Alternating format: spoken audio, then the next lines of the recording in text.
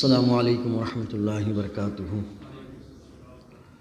الحمد لولیہ والصلاۃ علی نبیہ وعلی آلہ واصحابہ المتأدبین بآدابہ، اما بعد فاعوذ باللہ من الشیطان الرجیم، بسم اللہ الرحمن الرحیم۔ رضی اللہ عنہم ورضوا عنہ، صدق اللہ العظیم۔ ان اللہ وملائکتہ یصلون علی النبی یا ایھا الذین آمنوا صلوا علیہ وسلموا تسلیما۔ اللہم صلی وسلم بارک علی محمد مع الجود والکرم وآلہ وبارک وسلم، صلاۃ و سلام علیک یا رسول اللہ صلی اللہ تعالی علیہ وسلم۔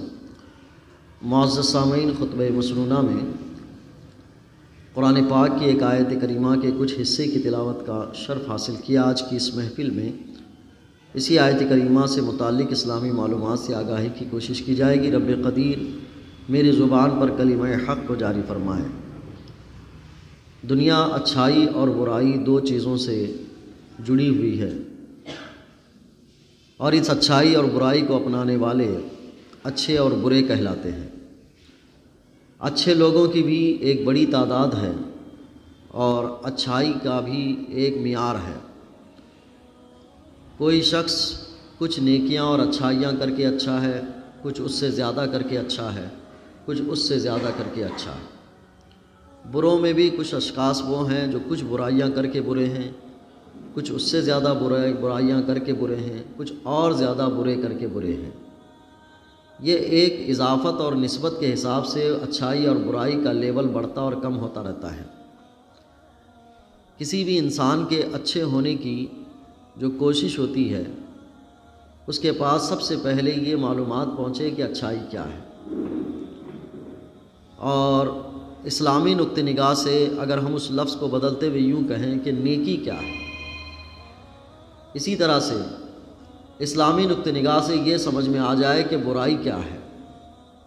جس کے پاس یہ علم کتابوں کے پڑھنے سے آئے، کسی کی صحبت سے آئے، یا کسی کی تقریر سن کر آئے، یا اس کو کسی کے بتانے سے آئے، یا کسی حادثے اور واقعات کے گزرنے سے آئے، جب انسان کے پاس برائی کا برے ہونے کا علم آتا ہے یا اچھائی کے اچھے ہونے کا علم آتا ہے، تو انسان کے پاس دو راستے ہوتے ہیں کہ اس کو اپنا کر اچھائی کو اختیار کرے اور خود اچھا بنے، یا برائی کو اختیار کر کے بندہ برا بنے۔ اس کشمکش والی دنیا میں ہماری اور آپ کی کوشش ہو کہ ہم اچھائی کسے کہتے ہیں معلوم کرنے کے سارے طریقے، یا کم از کم اتنے طریقے جو ہم آسانی سے حاصل کر سکتے ہیں، ان میں ایک طریقہ یہ ہے کہ اچھوں کا تذکرہ کریں کہ اچھے لوگ کیسے تھے۔ میں معذرت کے ساتھ اس اچھے اور اچھے لوگوں کی تعریف کے حوالے سے بھی بتانا چاہوں گا، کیونکہ ہمارے ذہن میں اچھے اور اچھائی کا معیار ایک الگ ہے۔ ایک جو تعریف بنی ہوئی ہے وہ یہ ہے کہ آج آدمی کون سب سے اچھا ہے۔ تو مختلف شعبے حیات میں انسان جڑا ہوا ہے۔ جیسے کوئی لیڈر ہے تو لیڈر میں کوئی ایم ایل اے بن جائے، پھر ایم ایل اے سے ایم پی بن جائے، پھر ایم پی سے اس کے پاس کوئی وزارت آ جائے، وہ کسی حلقے کا وزیر بن جائے، تو اس شعبے میں وہ سب سے اچھا ہے۔ یہ ایک لیول ہے۔ اس طرح سے کوئی تاجر ہے، تجارت کر رہا ہے، تو تجارت کرنے میں چھوٹے موٹے بزنس سے اس نے شروعات کی، پھر اس نے بزنس کو ڈیولپ کیا، پھر اچھے سا بزنس بڑھ گیا، ایک دکان آئی، دو دکان بنایا، ایک مال بنا دیا، پھر شاپنگ مال بن گیا، تو وہ آدمی اس لیول میں سب سے اچھا ہے۔ یہ ہمارے پاس ایک معیار بنا ہوا ہے۔ اسی طرح سے کوئی ٹیچر ہے، پڑھاتا ہے، پڑھاتے پڑھاتے سینئر ہو جاتا ہے، پرنسپل بن جاتا ہے، پھر پرنسپل بننے کے بعد اور ہیڈ آف دا ڈپارٹمنٹ بن جاتا ہے، پھر وہ اس حلقے میں سب سے اچھا مانا جاتا ہے۔ یہ اچھائی کا ایک عام تصور ہے کہ ہر شعبہ حیات میں انسان اس کو اچھا سمجھتا ہے۔ اور ایک اچھائی کا معیار یہ بھی ہے کہ انسان جس شعبے سے خود جڑا ہوا ہے اس کو اتنا اچھا نہیں سمجھتا، سامنے والے کے کام کو بہت اچھا سمجھتا ہے۔ یہ ایک عجیب معیار سا بنتا جا رہا ہے ابھی کہ میرا جو کام ہے وہ اتنا اچھا نہیں، سامنے والے کا کام اچھا ہے۔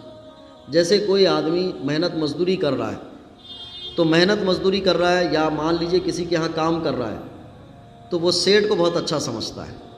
کہا یار ہمارے لیے کام بہت مشکل ہے، سیٹوں کا کیا ہے، آتے ہیں بیٹھتے ہیں بس نوٹ گنتے رہتے ہیں، محنت تو ہم کرتے ہیں. تو وہ اس کو اچھا سمجھتا ہے. سیٹ یہ سمجھتا ہے کہ مزدور کو دیکھو کوئی ٹینشن نہیں، کبھی آیا نہیں آیا، چھٹی کیا کچھ نہیں، ایک دن میری دکان نہیں کھلتی ہے تو میرا اتنا خسارہ ہو جاتا ہے. اس کو یہ وہ اچھا لگتا ہے. کوئی مریض ہے جب بل زیادہ دے دیتا ہے تو ڈاکٹر کے فن کو اچھا، کیا ہے ڈاکٹروں کا، نبض پکڑ لیے، ہاتھ دیکھ لیے، 300 روپے فیس لے لیے، 500 روپے فیس لے لی، اچھا ہے. اپنے کے مقابل آدمی کو اچھا سمجھ رہا ہے. اب یہ پہلے کی اچھائی کا معیار جو ہمارے ذہنوں میں آیا کہ جس شعبے سے آدمی جو ترقی کرتے ہوئے چلا گیا وہ اچھا بنتا گیا. پھر یا یہ اچھائی کا معیار کہ اپنے شعبے کو چھوڑ کر دوسرے کے شعبے کو اچھا سمجھنے لگ گیا تو وہی اچھا ہو گیا. یہ دونوں اچھے ہیں کہ نہیں ہیں؟ اسلامی نقطہ نگاہ میں جس ہم مسلمان ہیں، اچھائی کا ایک معیار ہے. اچھائی کا معیار یہ ہے کہ جس شعبے میں بھی انسان رہے اسے اللہ کا خوف ہو، اللہ کا ڈر ہو. جس شعبے میں بھی رہے وہ اس شعبے کے ساتھ ایمانداری دکھائے، یہ اچھے ہونے کی علامت. اس شعبے میں دھوکہ دھڑی نہ کرے، یہ اچھائی کی علامت. جس کام کو اپنے لیے منتخب کیا ہوا ہے اس کو ٹھیک انداز سے ادا کرے، یہ اچھائی کی علامت. اگر یہ ضابطہ ذہن میں رہے گا اور ہر شعبے جو زندگی سے انسان کے جڑے ہوئے ہیں وہ وہاں اس پہلو کو اختیار کرے گا تو اچھا بن سکتا ہے. تو جب یہ پہلو کو اختیار کر کے اچھا بنے گا تب اس کو اس طرح کے لوگ جو اچھے کہلاتے ہیں ان کی باتیں سمجھ میں آئیں گی. ورنہ جس کے ذہن میں اچھائی کا یہ معیار، نیکی کا یہ معیار بیٹھا ہوا ہے کہ اس شعبے میں ترقی کرتے کرتے کرتے اس شعبے میں آگے نکل جانا یہ اچھے اور نیک ہونے کی علامت ہے، اس کے نزدیک یا اس کے ذہن میں یہ اچھے لوگوں کی کہانی پسند نہیں آئے.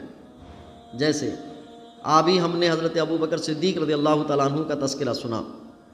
ہم بحیثیت مسلمان خلیفہ اول بلا فصل کا تذکرہ سننے کے بعد لگا کہ ہاں حضرت ابو بکر صدیق رضی اللہ تعالیٰ عنہ اپنی ذات کے اعتبار سے اچھے تھے، اپنے کردار کے اعتبار سے اچھے تھے، حضور کے ساتھ رفاقت کے اعتبار سے اچھے تھے، محبت کے اعتبار سے اچھے تھے، اطاعت الہی کے اعتبار سے اچھے تھے. یہ سن لیتے ہیں لیکن کبھی دل یہ نہیں کرتا ہمارا کہ ان اچھائیوں میں سے کچھ ہم اپنے لیے لیں. جس طرح سے پہلے کے دونوں معیار میں یہ سمجھا ہوا تھا کہ وہ کارپوریٹر ہے، ایم ایل اے بنا، ایم پی بنا، وزیر بنا، تو آدمی یہ سوچتا ہے کہ مجھے اچھائی کی طرف آگے آنا چاہیے. ایک تاجر آدمی چھوٹے سے کاروبار سے شروع کیا، ایک دکان سیٹ اپ کیا، کرائے سے شروع کیا، ذاتی بنایا، 2 دکان بنایا، 3 دکان بنایا، مال بنا لیا. اس نے اس کو اچھا سمجھا، وہ آگے بڑھا. تو جس طرح سے اس کا ذوق بیدار ہوا کہ جس کو ذہن میں اچھا سمجھا ہوا ہے اس کی طرف سبقت کیا ہوا، تو اس کے ذہن میں جب یہ بات پہنچائی جائے کہ حضرت ابو بکر صدیق انبیاء و رسول کے بعد سب سے زیادہ اچھے تھے، تو وہ کیوں نہیں چاہ رہا ہے کہ یہ بھی اچھائی میں اب ڈیولپ کروں، کہ یہ اچھا میں بھی بنوں. تو اس وقت مجھے یہ محسوس ہوتا ہے کہ اچھائی کا جو پہلے معیار بنا ہوا ہے وہ نہیں چاہ رہا ہے کہ اس کو اچھا سمجھے. ہم آج اچھوں کا تذکرہ سننے کے لیے بیٹھے ہوئے ہیں کہ اچھے لوگ کون ہیں. انسانیت میں بہت بڑی جوڑ سکتے ہیں. نماز پڑھ رہا ہے بندہ وہ بہت اچھا ہے کس کے مقابل میں جو 5 وقت نہیں پڑھ رہا ہے، اور جو 5 وقت جماعت کے ساتھ پڑھ رہا ہے وہ بہتر ہے اس شخص سے جو 5 وقت جماعت کے ساتھ نہیں پڑھ رہا ہے. اور جو 5 وقت جماعت کے ساتھ پڑھتے ہوئے تہجد پڑھ رہا ہے اور نیکیوں کو شامل کر رہا ہے وہ اس سے بہتر ہے جو اس کیفیت کے ساتھ نہیں گزر رہا ہے. تو اب اچھائی کا یہ لیول بڑھتا جاتا ہے. ایک اچھائی کا معیار انسان کے پاس یہ ہے کہ جس کو اچھا سمجھا ہوا ہے وہ تھوڑے ہی پر اکتفا کر کے کہہ رہا ہے اتنا کافی ہے، اتنا اچھا کافی ہے. یہ بھی ایک اچھائی کا معیار. اب اس کے لیے ہمارے گلبرگے کے لہجے میں کہتے ہیں اتنا تو کر رہا ہوں نا. تو اتنا تو کر رہا ہوں نا یہ جو لفظ ہے یہ اچھائی کی انتہا پر روک دینے کے لیے ہے کہ بس اتنا ہی چاہیے. لیکن دنیاوی معاملات میں جس کو اس نے اچھا سمجھا ہوا ہے وہاں یہ نہیں کہہ رہا ہے کہ اتنا تو کر رہا ہوں نا، بلکہ وہاں اور آگے جانا چاہتا ہے. یہ ساری باتیں میں نے اپنے ذہنوں میں پڑھتے ہوئے سمجھتے ہوئے لوگوں کے میں نے ذکر کیا، اس لیے کہ جب تک ان کے فرق ہم پر واضح نہیں ہوں گے، میں جن کا تذکرہ کرنے جا رہا ہوں وہ کبھی بھی اچھے بن کر ذہن میں نہیں آ پائیں گے۔ صرف میری تقریر ہوگی، میری گفتگو ہوگی، سنیں گے، آمدن نشستن گفتن شنیدن برخاستن، کہتے ہیں آئے بیٹھے بولے سنے چلے گئے، اچھائی کا معیار نہیں لے پاتے۔ یہی وجہ ہے کہ اگر دینی مجالس اچھی ہوتی لوگوں کے ذہن میں تو تجارت کی منڈیوں میں بیٹھنے، کٹوں پہ بیٹھنے، فلاں جگہ پر زیادہ شور شغف یا زیادہ تعداد میں پہنچنے کے اس کے مقابل میں ادھر آتے، کیونکہ یہاں اچھی چیز ملتی ہے۔ لیکن اچھائی کا ایک لیبل، اچھائی کا ایک فریم، اچھائی کی ایک تصویر، اچھائی کی ایک کہانی ان کے ذہنوں میں دوسری بیٹھی ہوئی ہے، اس وجہ سے وہ یہاں نہیں آ پاتے یا کسی دینی مجلس میں نہیں آ پاتے۔ قرآن پاک میں اللہ تبارک تعالیٰ نے صحابہ کرام کی جماعت کو کہا کہ یہ وہ اچھے لوگ ہیں، رضی اللہ عنہم ورضوا عنہ، کہ اللہ ان سے راضی ہو گیا ہے اور یہ اللہ سے راضی ہو گئے۔ اس سے بڑھ کر کوئی اچھائی دنیا میں ہے ہی نہیں کہ اللہ ان کے لیے کہے کہ ہم ان سے راضی ہو گئے ہیں اور یہ ہم سے راضی ہیں۔ یہ اچھائی کی اینڈ ہے، اور اچھائی کی اینڈ کا نتیجہ جو رزلٹ انعام و اکرام ہے وہ جنت الفردوس ہے۔ اب یہ اچھائی کا جو لیول ہے کہ جس میں اللہ تبارک تعالیٰ نے ارشاد فرمایا رضی اللہ عنہم ورضوا عنہ، کہ اللہ ان سے راضی ہو گیا اور وہ لوگ اللہ سے راضی ہوئے، یہ اچھائی کی اینڈ ہے۔ ان میں صحابہ اکرام کی نفوس قدسیہ ہیں۔ اللہ تبارک و تعالیٰ نے اس دنیا میں اچھائی کا جو معیار، لیبل اور یا ایک درجہ بندی رکھی ہے، اس میں نیکوکاروں کی ایک لمبی فہرست ہے۔ ان میں ایک ہیں وہ جو انبیاء اکرام ہیں جن کو اللہ نے اچھائی کے معاملے میں منتخب فرمایا۔ دوسرا، ان کی صحبت میں رہنے والے جو صحابہ ہوتے تھے، ہر نبی کے ساتھ کچھ صحابہ ہوتے تھے، ان کو اچھا قرار دیا۔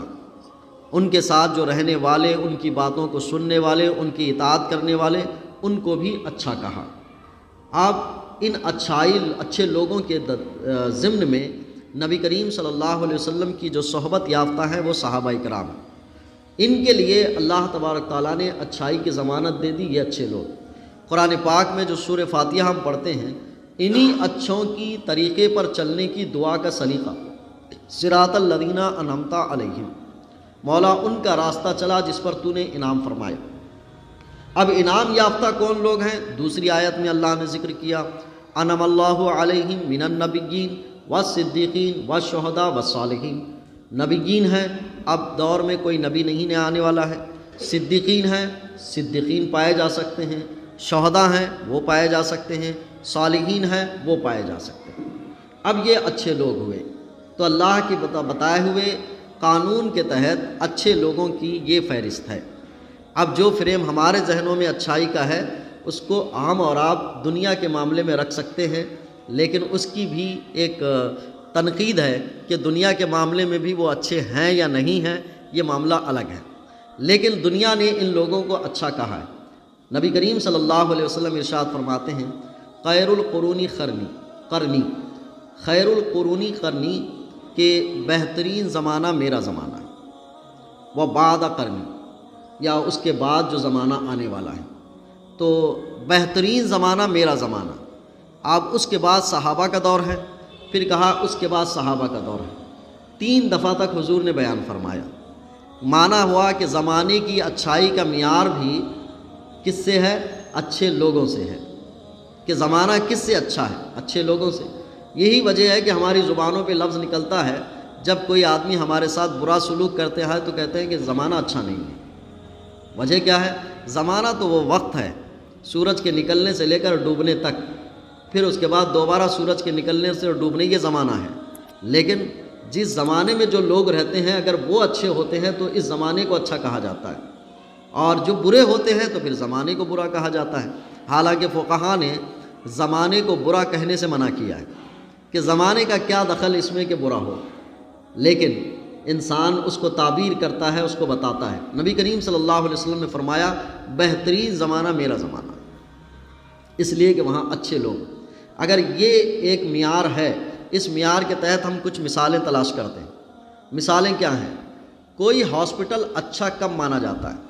کہا ہاسپٹل اس وقت اچھا مانا جاتا ہے کہ اس کی بلڈنگ اچھی ہو، اس کا اسٹرکچر اچھا ہو، اس کے اندر فیسلٹیز اچھی ہوں، اس کے اندر جو ہے مشینیں اچھی ہوں، پھر اس کے ساتھ بیڈ اچھے ہوں، اس کی فلورنگ اچھی ہو، سارا نیٹ پن ہو، صفائی ستھرائی ہو، ایک مینٹیننس اچھا ہو، تو لوگ کہتے ہیں اچھا ہے۔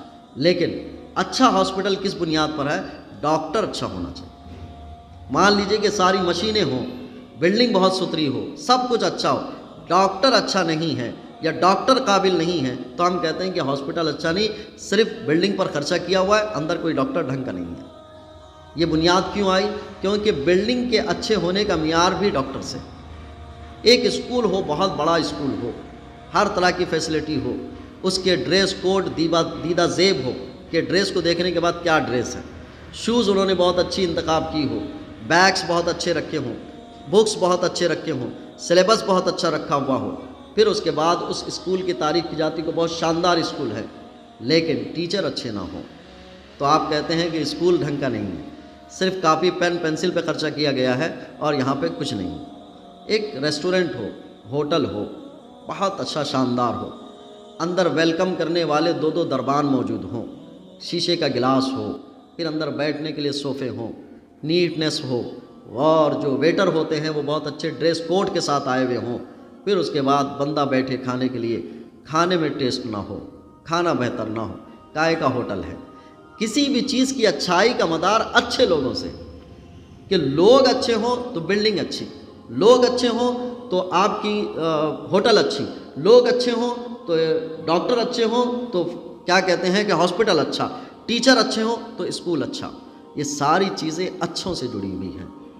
اب ان اچھائی کا جو معیار ہے اسلام نے بیان کیا کہ ایک وقت تھا کہ اسٹرکچر اچھا نہیں تھا، درخت تھا، درخت کے نیچے پڑھنے پڑھانے کا ماحول تھا، پڑھانے والے دیندار تھے، پڑھانے والے نیکوکار تھے، پڑھانے والے خشیت الہی سے جڑے ہوئے تھے، اللہ کا خوف رکھتے تھے، انسانیت کی ہمدردی رکھتے تھے، انسانیت سے محبت رکھتے تھے، اور وہ جو درس دیتے تھے انہیں دنیا سے زیادہ اللہ کا خوف ہوتا تھا اپنے حساب دینے کا۔ تو کہا بہترین زمانہ ہے، اسٹرکچر کچھ بھی نہیں تھا، بلڈنگیں کچھ نہیں تھی، اسکول کے نصاب کی کتابیں موجود نہیں تھی، پڑھانے والے اچھے تھے، دیندار تھے، امانت دار تھے، تو کہا کہ یہ اچھے ہیں، اور ان اچھے ہونے کی ضمانت حضور نے کہی خیر القرون قرنی، کہ بہترین زمانہ میرا زمانہ۔ آپ اچھائی کے معیار کو دیکھیں، جو طریقہ آپ اور ہم لے کے چل رہے ہیں، اور اسلام نے مسلمانوں کے لیے اچھائی کا جو معیار بتایا ہے، صحابہ اکرام۔ صحابہ اکرام کتنے صحابہ اکرام؟ میرے آقا کریم صلی اللہ علیہ وسلم کو جس نے اپنے ماتھے کی آنکھوں سے دیکھا یا ملاقات کی یا آپ کی صحبت میں رہے ایمان کے ساتھ، پھر اسی ایمان کے ساتھ دنیا سے رخصت ہوئے، وہ صحابی کہلائے۔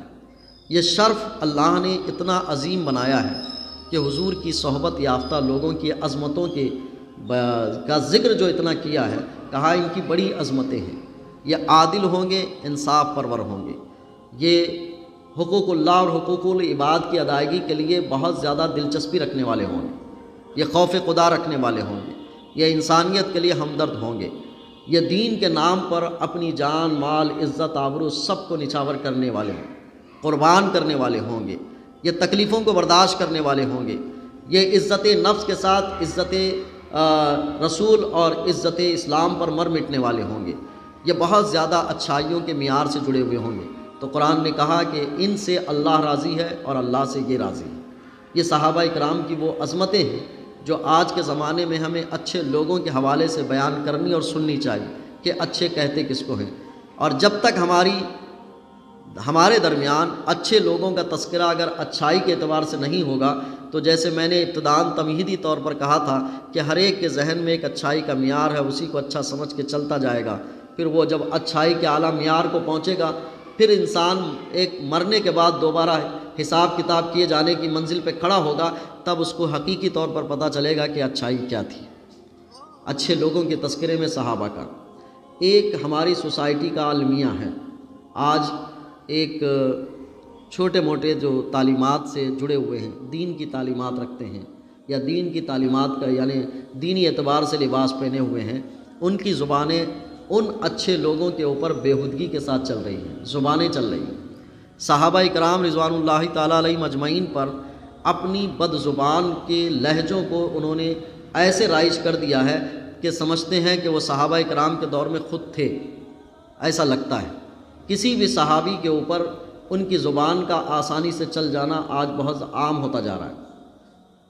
مسلم طبقے میں اور خصوصاً خانقائی مزاج لوگوں میں، ان لوگوں میں بھی یہ صورت بنتی جا رہی ہے کہ حضرت ابو بکر صدیق رضی اللہ تعالیٰ عنہ کے لیے ایک عام جیسا لب و لہجہ استعمال کیا جائے، حضرت امیر معاویہ رضی اللہ تعالیٰ عنہ کے حوالے سے عام لب و لہجہ استعمال کیا جائے، ایک انسان جیسی حیثیت بھی ان کو دینا نہیں چاہتے، اور انہوں نے اپنے آپ کو یہ سمجھ لیا ہے ان کی برائی کرنا ہی آج کے دور کی سب سے اچھائی ہے۔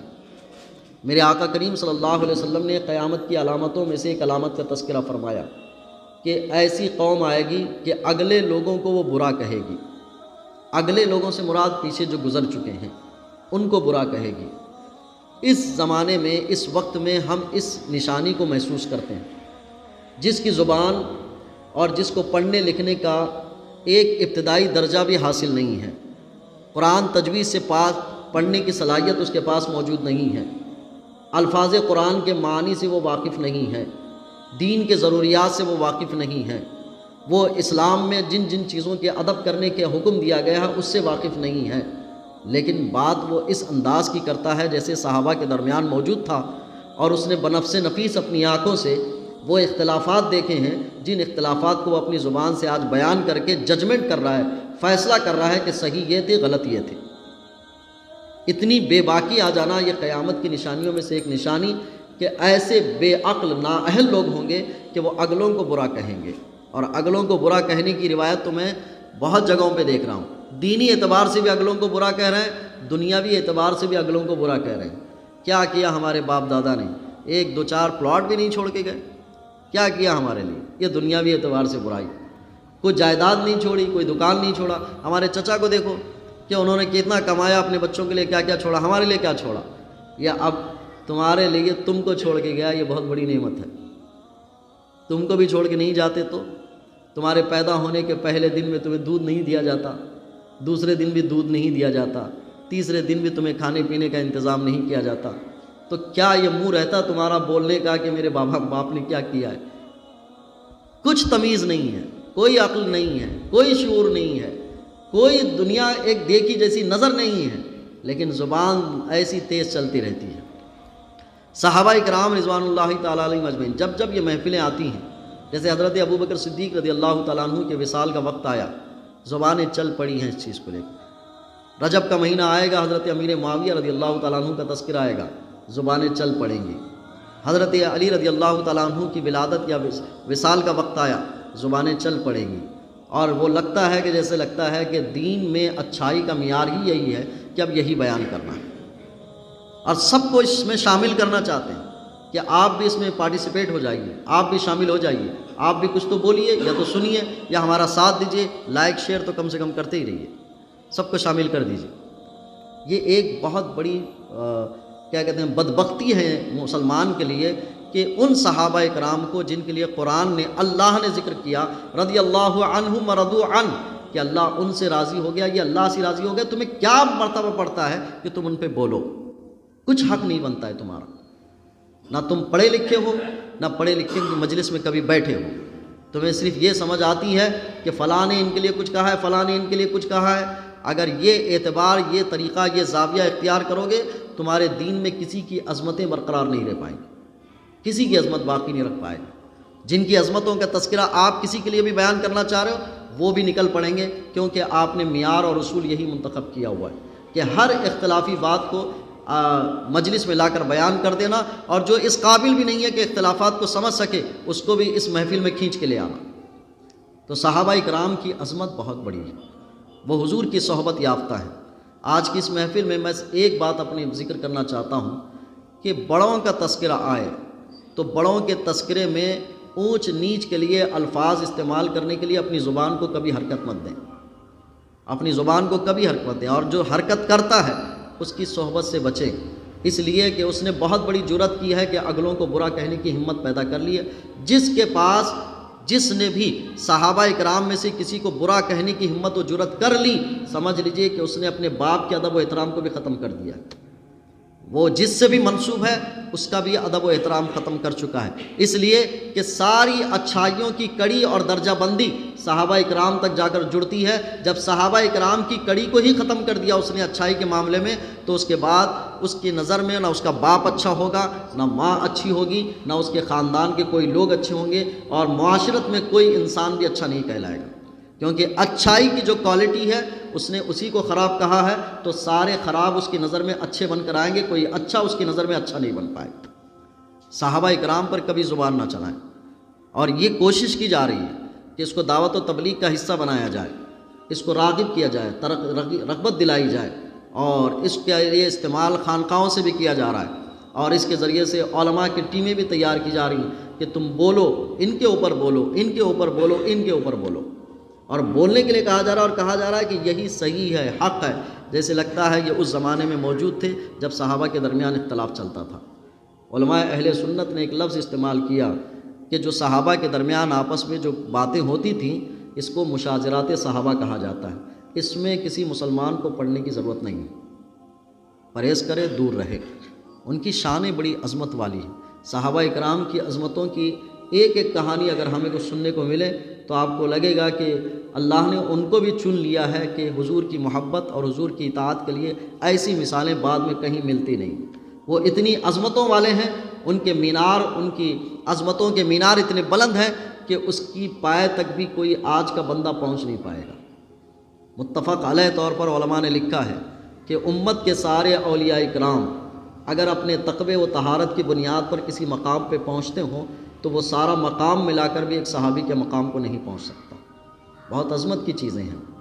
اولیاء اکرام کے پورے مراتب کو بھی سامنے رکھا جائے تو بھی وہ صحابی کے مرتبے کو نہیں پہنچ سکتا۔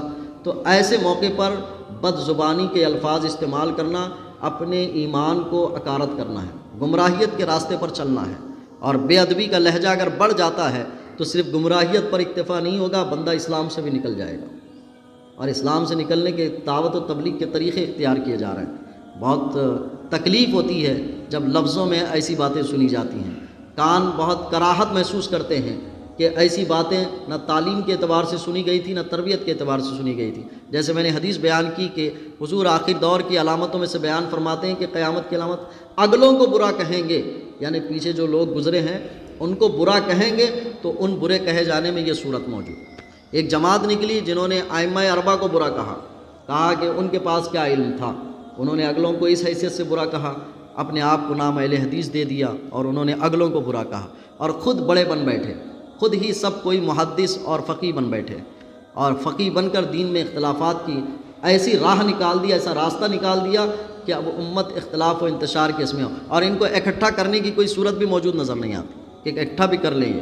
ان کے پاس صرف انتشار و اختلاف پیدا کر کے مسلمانوں کو بے راہ کر دینا ہے، اور سیدھے راستے پر لانے کی ان کے پاس کوئی تجویز بھی نہیں ہے کہ کس پر لا کر کھڑا کریں گے، اور امت جو ایک دور سے ایک راستے پر چلی آ رہی تھی اس کو بکھیر کے رکھ دیا ہے۔ اسی لیے گزارش یہ ہے کہ ان اختلافی مسائل پر اپنے آپ کو نہ ڈالیں، اور ان لوگوں کے طریقے کو اپنی زندگی کا حصہ کبھی نہ بنائیں کہ یہ جو صحابہ اکرام کے لیے زبانیں استعمال کرتے ہیں یا ان کی بے ادبی کو استعمال کرتے ہیں۔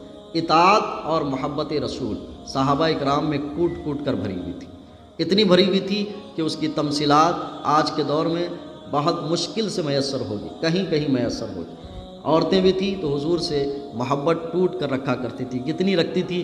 ہم تو حدیثیں پڑھتے ہیں، قرآن کی آیتیں پڑھتے ہیں، مصداق تو بتاتے بتاتے زندگی گزر جاتی ہے کہ اس حدیث کا عمل ایسے ہوگا اور اس آیت پر عمل ایسے ہوگا۔ صحابہ اکرام سن بھی لیے، عمل کر کے بتا کر بھی چلے گئے کہ حضور فرماتے ہیں تم میں سے اس وقت تک کوئی میرے اللہ کے نزدیک محبوب نہیں ہوگا جب تک اس کے نزدیک میں اس سے، اس کے ماں باپ سے، اس کی اولاد سے، تمام لوگوں سے زیادہ اس کے نزدیک میں محبوب نہ ہو جاؤں، تب تک وہ مومن کامل نہیں ہوگا۔ جب حضور نے یہ بتایا، اس مصداق میں، اس حدیث کے مصداق میں کسی انسان کو ڈھونڈنے جاتے ہیں تو ملتے نہیں، لیکن صحابہ اکرام میں آپ ڈھونڈنے جائیں بہت ملتے ہیں، صحابیات میں ڈھونڈنے جائیں بہت ملتے ہیں۔ ایک صحابیہ تو جنگ کے میدان میں حضور کو تلاش کرتے ہوئے نکلی تھی، اس واقعے کو ہم نے بارہا سنا۔ جب اس واقعے کو سنتے ہیں تو ایمان کامل کی علامتیں نظر آتی ہیں۔ کہتی ہیں کہ جب حضور کو تلاش کرتے ہوئے جنگ کے میدان میں نکلی تو کسی نے کہا کہ آپ کے شوہر کا انتقال ہو گیا، شہادت پا چکے ہیں۔ کہا ٹھیک ہے، حضور کیسے ہیں یہ تو بتائیں۔ تو کہا کہ وہ ٹھیک ہیں۔ کہا وہ ٹھیک ہیں تو سب ٹھیک ہے۔ پھر آگے بڑھتی ہیں، حضور کو تلاش کرتے ہوئے نکلتی ہیں تو کہتی ہیں کہ میں حضور کو دیکھنا چاہتی ہوں۔ تو پھر کہتے ہیں کہ آپ کے لیے ایک خبر غلط ہے، ایک خبر خراب خبر ہے۔ کہا کیا؟ کہا کہ اس جنگ میں آپ کے بیٹے بھی شہید ہو گئے۔ تو کہا وہ ٹھیک ہے، یہ بتاؤ حضور کیسے ہیں؟ تو کہا کہ حضور کیسے ہیں؟ کہا کہ وہ تو اچھے ہیں۔ کہا وہ اچھے ہیں تو کل دنیا اچھی ہے۔ پھر اس کے بعد ایک خبر آتی ہے، کہا تلاش میں کہ اس جنگ میں آپ کے والد بھی انتقال کر گئے ہیں، شہید ہو گئے ہیں۔ کہا اچھا وہ بھی ٹھیک ہے، یہ بتاؤ حضور کیسے ہیں؟ ہم نے تو پڑھا تھا کہ جس کے نزدیک اپنی جان سے زیادہ، اپنے ماں باپ سے زیادہ، تمام لوگوں سے زیادہ حضور کی محبت نہ آ جائے تو وہ مومن کامل نہیں ہے۔ ہم نے یہاں تصویریں دیکھی ہیں، پڑھی ہیں کہ صحابہ اکرام میں ایک ایسا جوش و جذبہ تھا کہ ساری کائنات سے بہتر حضور کی ذات کو سمجھتے تھے۔ ایسے نفوس قدسیہ کو آج یہ بدنما زبانیں اپنی زبان سے رت و یابس کرتے ہوئے نظر آتی ہیں، قیل و قال کرتی ہوئی نظر آتی ہیں، تو دل تو کرتا ہے کہ منہ پہ دو چار رسید کر دیں کہ یہ منہ اور مسور کی دال۔ یہ کیفیت ایسی ہوتی ہے، لیکن رواج چل پڑا ہے، چلن چلنے لگ گیا ہے اور چاہتے ہیں کہ سب لوگ اس میں شامل ہو جائیں۔ میں کہتا ہوں صحابہ کی عظمت وہ عظمت ہے کہ جس سے اسلام کی عظمت باقی ہے۔ صحابہ کی عظمت وہ عظمت ہے جس سے ہماری عظمتیں باقی ہیں۔ صحابہ کی عظمت تو وہ عظمت ہے جس لیے اسلام کی سچائی کی عظمتیں باقی ہیں۔ اگر اسی کو بدنما داغ بناؤ گے تو اسلام کو بدنما داغ بنانے کے برابر ہے۔ اگر تم اس کے علاوہ اپنی ذات سے یا اپنے بڑوں کی ذات سے اسلام کی سچائی کی تصویر پیش کرنے جاؤ گے تب بھی اسلام کو بدنما کر دو گے۔ نہ تم اچھے، نہ تمہارے وہ اچھے جس کو تم بڑے مانتے ہو کہ انہوں نے بھی صحابہ کے شان میں بے ادبیاں کی، تم بھی وہ بے ادبی کر رہے ہو، تو تم بھی اسی درجے میں جاؤ گے کہ تم نہ اچھے نہ تمہارے بڑے اچھے۔ اس لیے بہت اچھے نہ بن سکتے ہو تو کم از کم اپنے آپ کو برائی سے بچا کے رکھو، یہ ایک اچھائی کی اہم کوالٹی ہے۔ صحابہ کی عظمت اور صحابہ کے لیے کوئی لفظ نازیبہ کلمات اپنی زبان سے اپنے بچوں کو، اپنی اولادوں کو کبھی نکلنے کا موقع نہ دیں۔ ساروں کی عظمتوں کے ترانے گائے جائیں، ان کی عزت و وقار کی باتیں کی جائیں۔ ہر صحابی جو اگرچہ ایک دن کے لیے حضور سے ملاقات کر کے گیا ہو، اس کی عظمت بھی ہمیں اس امت کے اولیاء کرام سے بڑھ کر ہے۔ ایک دن کی بھی ملاقات کر کے گیا، چہ جائے کہ جنہوں نے زندگی حضور کے ساتھ گزاری، چہ جائے کہ وہ عشرہ مبشرہ ہیں، چہ جائے کہ وہ اصحاب بدر ہیں، اصحاب احد ہیں اور غزوہ سویق ہیں، جتنے بھی غزوات میں شریک میں ہیں وہ بھی برتر ہیں۔ ان میں سے اصحاب بدر، پھر عشرہ مبشرہ میں پھر خلفائے راشدین میں ابو بکر صدیق رضی اللہ تعالیٰ۔ یہ ترتیب امت مسلمہ کے اجماعی مسئلے سے ہے۔ ان کو برقرار رکھنا ہماری دینی حمیت، دینی حفاظت اور اسلام کے تحفظ کی بڑی علامت ہے۔ مجھے آپ کو اللہ توفیق خیر عطا فرمائے۔ السلام علیکم۔